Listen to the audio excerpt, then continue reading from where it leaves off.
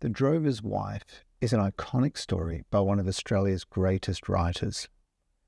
It was written by Henry Lawson in 1892 and is an example of Australian realism. Lawson is considered one of Australia's most iconic writers, known for his realist portrayals of life in the Australian bush.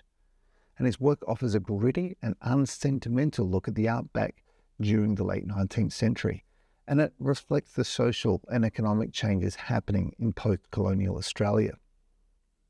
His stories provide insights into the hardships faced by many Australians, including drought and economic struggles.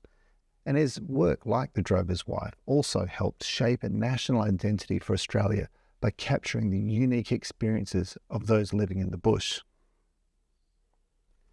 In terms of historical context, we're talking here about post-colonial Australia, which is interesting to think of this in terms of 1892 because colonialism is an ongoing project or an ongoing phenomenon. And particularly in 1892, parts of Australia had yet to really be colonised at that point. But we can still talk about it through this lens. And that's a period of rapid social and economic change following British settlement. The Australian bush is another part of this context. It's a vast and often unforgiving landscape, shaping the lives and experiences of its inhabitants. And we can look at this in the context of gender roles. Traditional gender roles in this story were challenged in the harsh conditions of the outback, with women often taking responsibilities typically associated with men. And we need to look at it in terms of colonialism.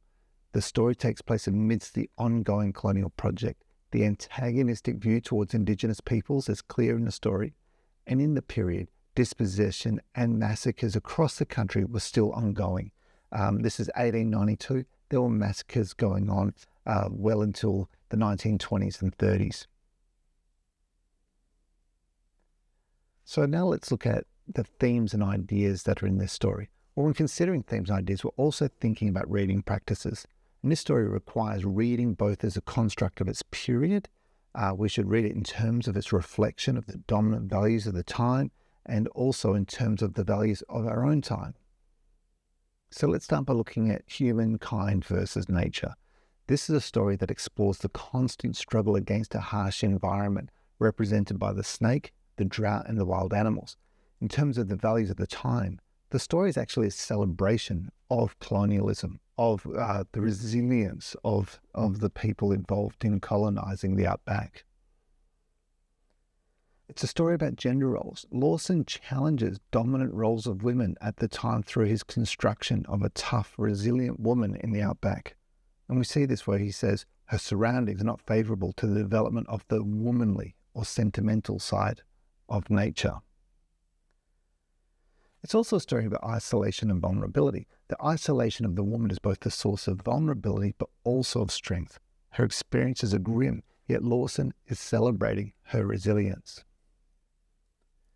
And we should also read this through a lens of post-colonial readings. So reading the stories through this modern lens reveals the hostility towards the Aboriginal characters, even the woman who helps her give birth. Indigenous people are marginalised and are a source of suspicion. The story brings into focus the ingrained racist attitudes of colonial Australia. Now let's start looking a little bit at the language. This is a story where tone is a real driver of the story. It's bleak and matter-of-fact. It highlights the harsh realities of the bush and the stoicism of its main character. The diction in this story, the word choice is simple and direct. It highlights the unpretentious nature of the character in the setting.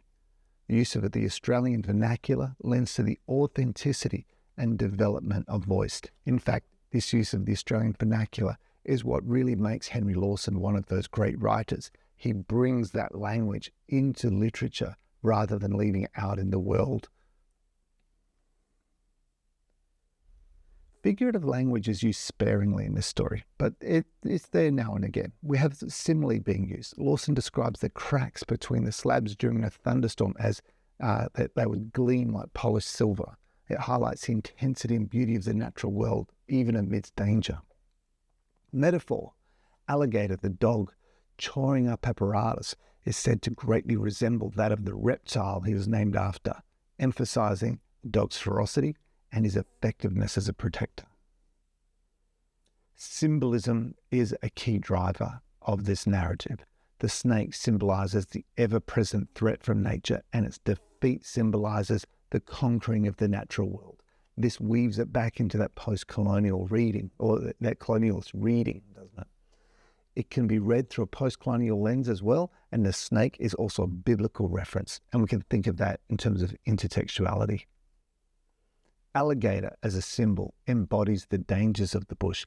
His expected death from snakebite foreshadows the threat as a bush. He is the protector in the story. The hollow woodpile is another symbol. It symbolizes the lack of trust towards Indigenous people. It's a hollow friendship. It can now be read as symbolic of the racism of the period and the displacement of Indigenous peoples. The hollow woodpile can be read as a clever act of resistance from the Indigenous people of the period. Now let's start looking at some of the narrative techniques. Point of view is a really key driver of this narrative. We have a third-person omniscient point of view. We get accurate insights into the bushwoman's inner thoughts and feelings and her feelings of loss and thwarted dreams. We also get a shifting perspective towards the children. The structure of this story follows a kind of anecdotal structure through a series of small anecdotes that highlight the isolation and her resourcefulness. It's also a characteristic of Australian bush storytelling, the tall tale of Australian bush narratives. It is also part of, this structure also builds suspense and tension by delaying and then drawing out the confrontation with the snake. The characterization of the bushwoman is really interesting. She's unnamed, but this gives her a representative role as a symbol of all women enduring the hardship and hard life of the bush. Other characters indirectly developed, such as Tommy, whose speech and actions signal his desire to emulate his father. Alligator is developed as a character for his loyalty and his ferocity. Now, The Drover's Wife is an iconic story that offers a glimpse into a particular moment in Australian history. It's a story of strength, resilience, and the enduring power of the human spirit. However, it's also a story that reflects the limitations and prejudices of its time. Engaging with the story today requires a critical lens, acknowledging both its literary merit and its problematic aspects. It prompts a reflection on the complexities of Australian identity, the legacies of colonialism, and the evolving understanding of gender and culture.